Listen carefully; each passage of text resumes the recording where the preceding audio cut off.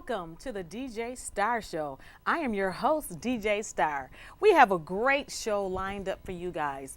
The show title today is called Women Who Faced Adversity or Overcame Adversity. And we have a great guest today. Her name is Marie Sandra Dixon, and we call her Sandy affectionately. And I'm so glad to have her here on the show today. She has an amazing story, and she's talking about how she overcame some of her challenges. So let's welcome Sandy to the show. How you doing, Sandy? I'm blessed. How you doing? I'm doing fabulous, and the weather is great, isn't it? Yes. It's great, but you said but. it's cold weather. Yeah, I know. Tell me about it. Yeah. Okay, talk about a little bit about some of your challenges that you had in the past. Some of the challenges I've had. Okay. Well, dealing with drugs and. Okay, so what drug of choice? What drug of choice? Oh, I smoked weed. I did crack. I've done cocaine. I've popped pills. Yeah. Now tell us, how long ago did you do this? Like when you first started doing drugs, or? When I first started doing drugs? Yes. Oh, I had to been like 18 years old when I started. Yeah, it was like right after I got out of high school. So what happened? You just decided one day, I'm going to try some marijuana, or what happened? Experimenting, that's about it. Following the crowd. Following the crowd. That's basically what it was. It's so like, let's try this. So how did you get hooked, though? Because sometimes people can experiment, it's not for me, and they stop. So what happened to you? Well, I just liked the way it felt. That's basically it, you know. I just liked the way it felt. Okay. So most of the time, well, when I first started doing drugs, it was mainly marijuana. I started smoking marijuana first. Like casually for recreation? Casually, then just about, it started off like maybe on the weekends I would do it, like especially when I was in college. The weekend thing, During the weekday you did nothing, but on the weekend it was party time. Party time, right? Oh yeah, it was definitely party time. Yeah, but just hanging out with my family or my girlfriends and stuff. We just get together, we drink, smoke weed. And then we went on to further things and experimented in other things. So. Okay, and so once you started to experiment in other drugs, like what? Like cocaine. I did that. I snorted that. Then I even tried freebasing it too. Oh, really? Yeah, I've done that. And then, basically, then I stopped doing that. And then I just went back to smoking weed. Okay, so how long did you do cocaine and freebasing and all that? That wasn't that long. That was just a short experiment, and that was it. Because I didn't like that. You like make you feel? So how does it make you feel? I mean, are you like... It's an up feeling. It's basically, it's an upper. It's okay, upper. Yeah. Okay, It's nothing that... And then, smoke a joint, and then you just mellow right out. You smell I don't know. Oh my God. Okay. So after you just mellowed out, so after you had your cocaine experience, you was like, oh, this is not for me. It's okay. I'm not crazy about it. You went back to marijuana. Okay. So after the marijuana, what did you do after that? Well, I've done that majority of the years. It was, when was it I started crack? It was back in 2000, I'd say 2003 or 4. Okay. Is when I started that. Yeah. And how long did that last? That lasted until 2010. So for 6 years? Yeah. You did that? Did that. Okay. That was a mess. So what were the type of messes? What tell us about your messes. So what happened? What was your patterns, your behavior? I would sell my music, I would sell jewelry, I would sell whatever I had in the house except for myself. That's the only thing I didn't do. Wow. Okay, so let me ask you a question.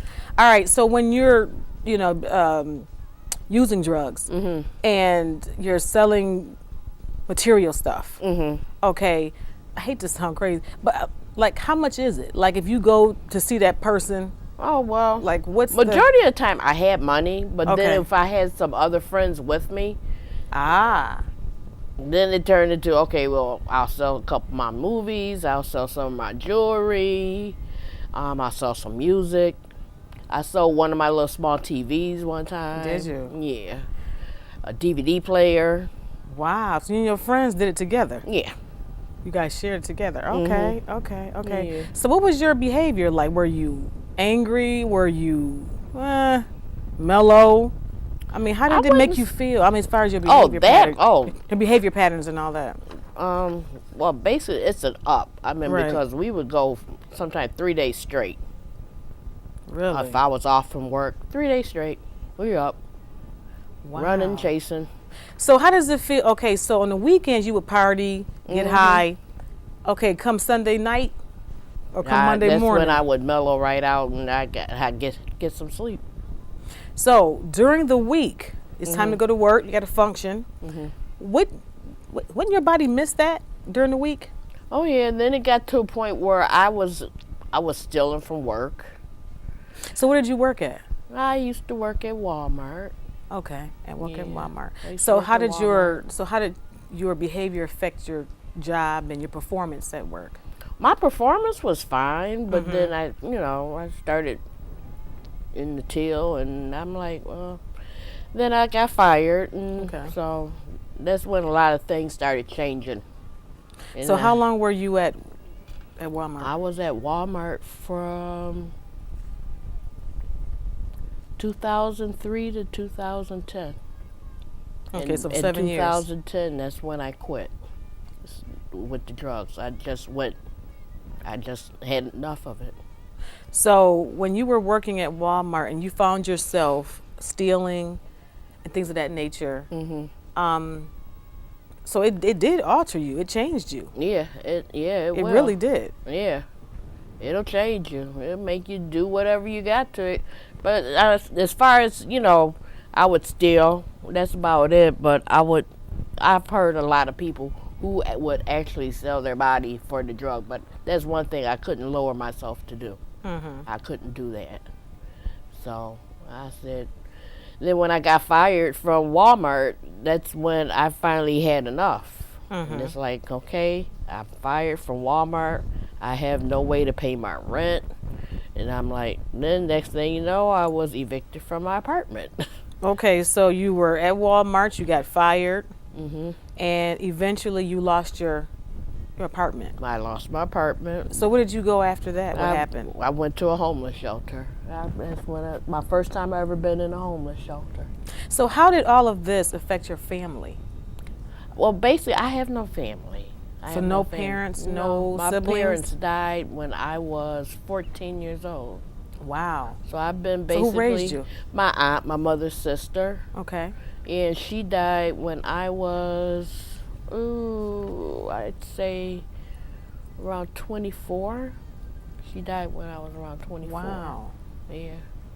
Because I've been on my own since I was like 18. Okay, so 18 years old. Do you think not having your mom there could have affected you a little bit as far as your behaviors and yeah, if your my mom was self-esteem? there, it would have been a lot different. But my mom died of cancer. She had wow. breast cancer and stuff. So, yeah, I had just turned 14 when she died. Wow. So how was it living with your aunt and your aunt It was raising okay, you? but my aunt was an alcoholic. She had her beer, and it kind of drove me insane. Really? Because was she abusive to you, or she wasn't abusive. Okay. No, she wasn't abusive. It's just that she was always drunk. Wow. And it's like, gee. So you took care of her, basically, right? No, she took care of herself. She wasn't drunk to the part where she couldn't take care of herself. Okay. But she knew, had enough sense to get up to go to bed. Okay. But it's just the fact of sitting there and, and sometimes she asked me to go to the store and get her the beer, and it's like, oh boy. It's like right here, right? Wow. Okay, so seeing your aunt as an alcoholic, did that put you there as like an alcoholic, or just no? Actually, did drugs that and made me not want to even drink. Wow. I smoked weed, yes, but I did not want to drink. So no alcohol. Maybe just on the weekends. That's about it. But during the weekday, I was just I'd smoke some weed. That's it. So have you ever been to rehab or anything like that to help you stop? Never been to rehab. Really? So you just quit cold turkey? I quit cold turkey. So what motivated you to stop just cold turkey like that? What was Well, it was to the point where I sat in my living room. I had just got paid from Walmart. And I looked in my refrigerator. I had no food.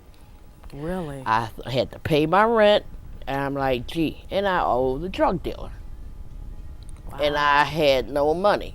And I sat there on my couch and I boo-hooed. And I cried and I cried. And I just said, this has got to come to an end.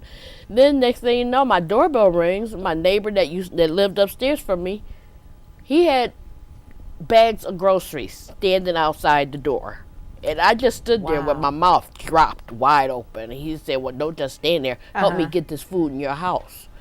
And from then, that's when I had stopped. So what do you think that was contributed to? Who do you think? Was that a miracle? Oh, no, that was definitely God. There's nobody but God. Okay. Nobody but God did that. I mean, he knew what I was going through. Anyway, he knows what we all go through. That's right. He knows what we're going to go through before we go through it. That's right. So it's like I just knew, it was a godsend. I'll put it that way. It's definitely it seemed like it was. Yeah. Oh my God. So after the miracle happened, the guy came to your door with your food, so things started going up for you. Yeah, it started going up a little bit and everything, and I can't complain, but Right, that's right. Then other things started happening in my life, and I just had to.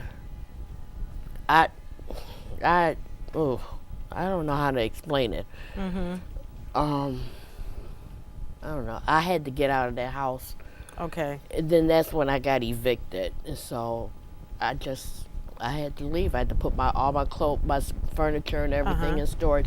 I had enough sense to make sure my furniture went to storage. Okay. 'Cause I wasn't going to lose my furniture. I heard that. I worked hard for. So it cost too much rent. Yes. I heard So that. I managed to put everything in storage, and I was working at another part-time shop, Gildecraft. I had worked a couple of weeks there. Okay. And then I had to quit there because I had no way to get out there.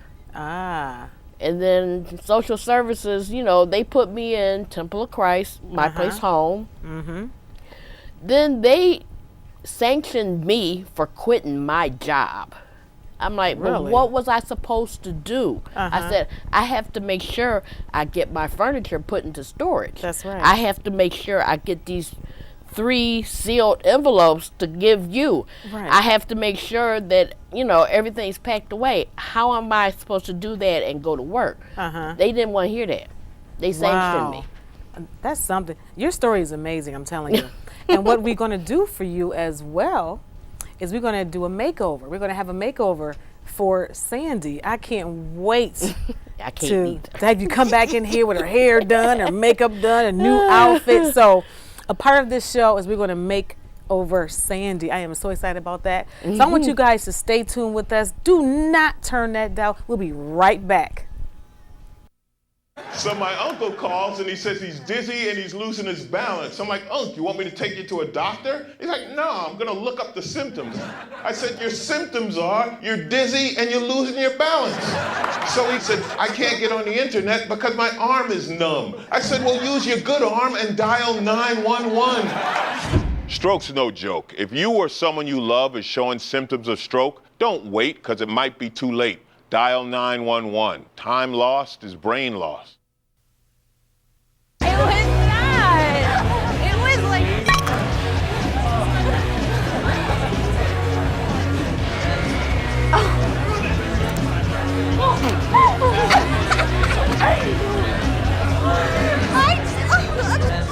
It's easy to tell if you've had way too many. But what if you've had just one too many?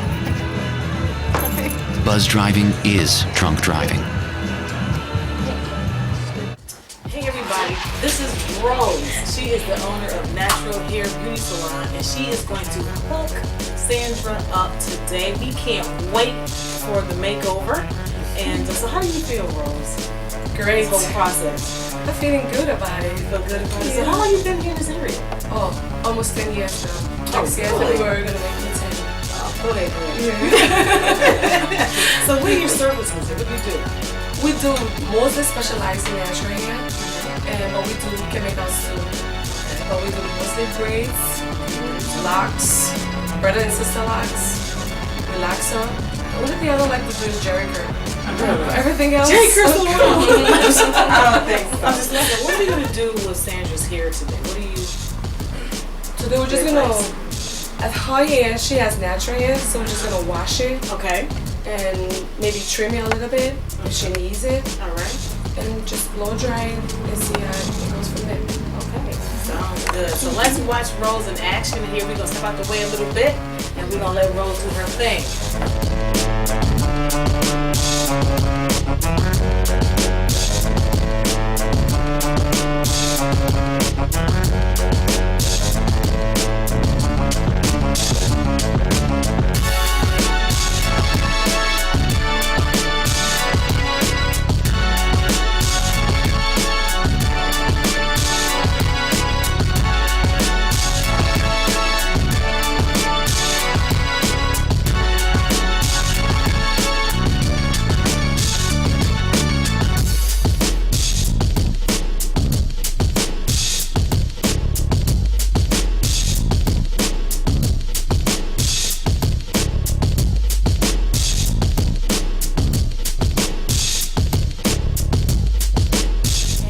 Your hair done at Natural Beauty Salon.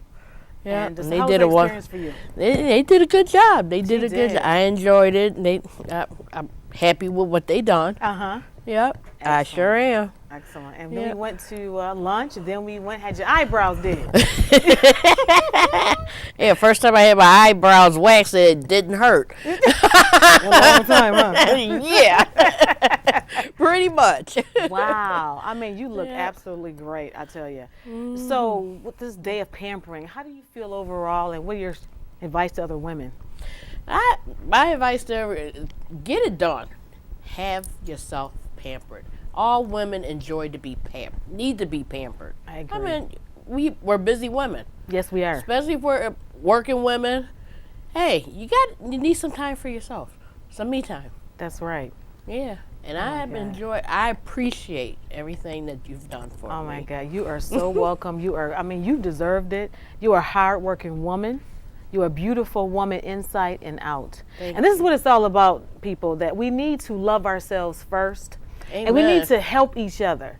We got to stop Amen. worrying about just ourselves and being a little selfish. Let's help one another, help our neighbor. Let me Yeah. tell you something. I learned a lot about Sandy. I'm telling you, I really, really did. Sitting down and talking with her and getting to know her more on a personal level, I'm going to tell you guys, you are something else. And just to know how you overcame some of them challenges from the past. And look at Yeah. you today. Oh my God. And I know we talked work in about progress. Yes, we all are a Yes. work in progress. Amen. We That's really for are. sure. We talk about how you kicked the drug habit and all that. Now, how you did Yeah. it? And you kicked the drug habit just stop, right? Yeah, it just stopped. Well, God. I asked for divine help. Right. It was divine help. It wasn't no man that helped me, no rehab. I went straight to the altar. Hey, went to the king. That's right. Yep. Yep. That's went right. to the Take it to the king. Yeah. If you just ask in his name, and he'll do it for you. That's all Oh you my gotta God. do. So how do you take time to help other women? Well, I work in a women and children's shelter, so I help there. Uh-huh. And then, sometimes I even help with my roommates too. I give them advice sometimes. Oh, too. do you? So what do you say Yeah. to them? Well, at the shelter, most of the times I'll let them know that I've been a client there too. Yeah. I've been a client. Right. I tell them I've walked your shoes. I know how it feels. I give them a shoulder to cry on. If they need a hug, I'm there to give them a hug. I don't mind. I tell them I'll cry right along with them. Wow. So as far as the women in shelter, what do you see as far as some of the challenges women are facing? Oh, the challenges. Oh, there's so many different challenges. Name like one that stick out with you. One that stick. Well, oh gee, what's one of the stick out that? I can't pinpoint it, but it's a lot of different challenges. Women are going through a whole lot of things, mentally, sometimes physically. I mean, you got some that go through domestic abuse. You got some that have just been evicted. Or you got some that's been drug addicts too. And Okay. Okay. You know, it's just basically dealing with whatever comes that day. And then till they can get themselves up on their feet, you know, I'm there to help them. That's right.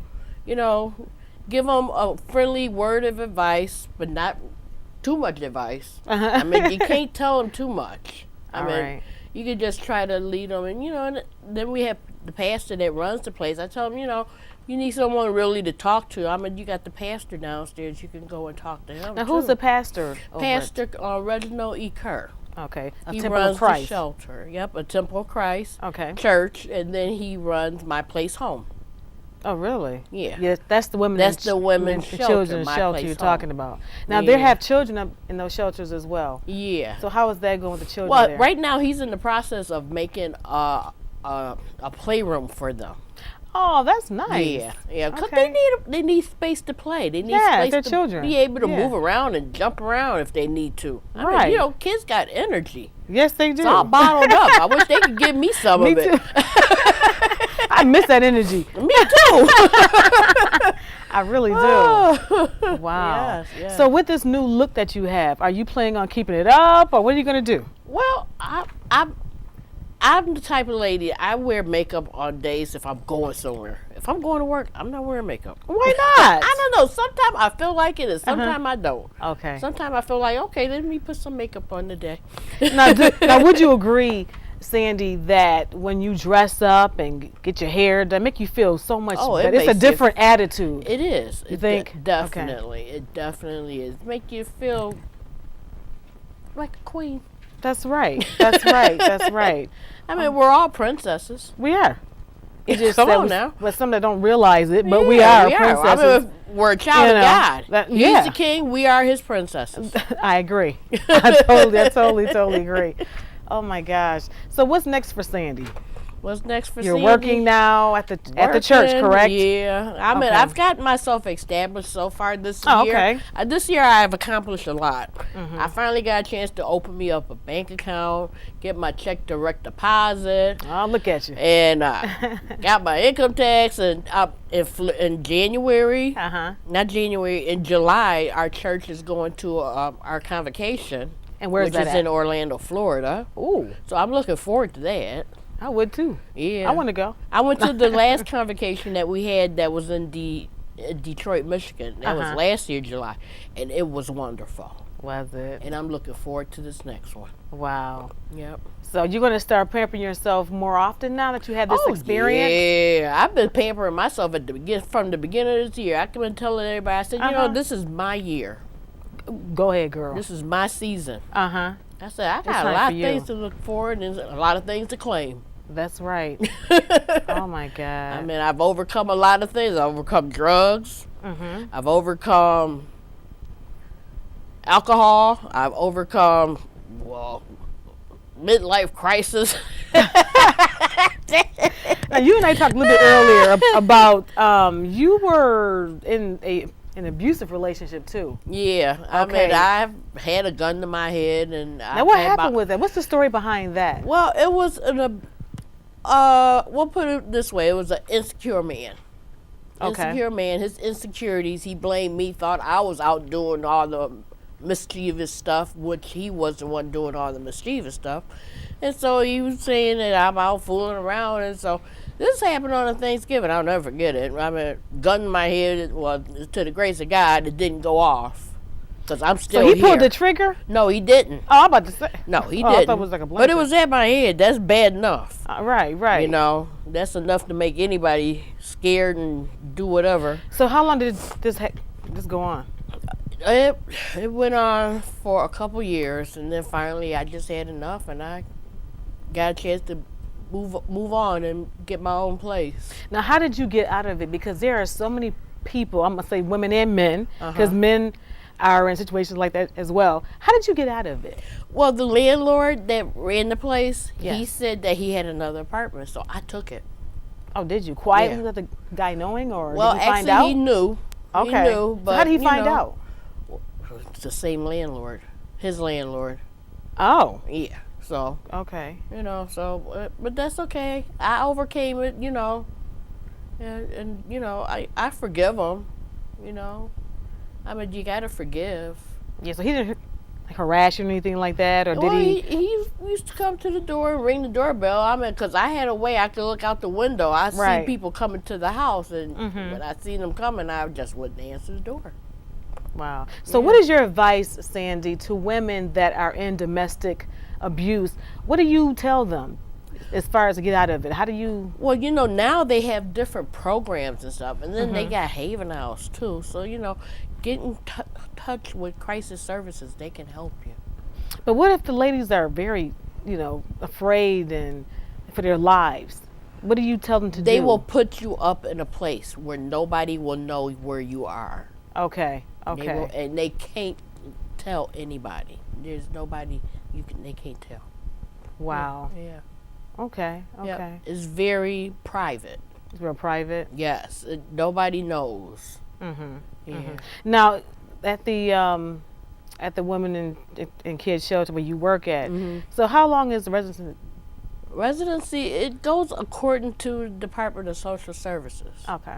Yeah, it goes according to their, you know, how compliant they are with their, what's the word? How compliant they are with their housing search, and sometimes they have to go through Job Club and all that stuff. I mean, they're there to help the ones who are compliant. And then you got some that aren't compliant, so they kind of like boot you out the door. Ah, so if the woman doesn't want to find a job or anything like that, they're Yeah. gone within, what, 30 days or depending on what? I'm not exactly sure the day, amount time and stuff, but, Okay. you know, if they see that you're not, you know, taking the effort Right. and time to do things, they will discontinue you. Okay. Well, you know what, Sandy? I enjoyed you.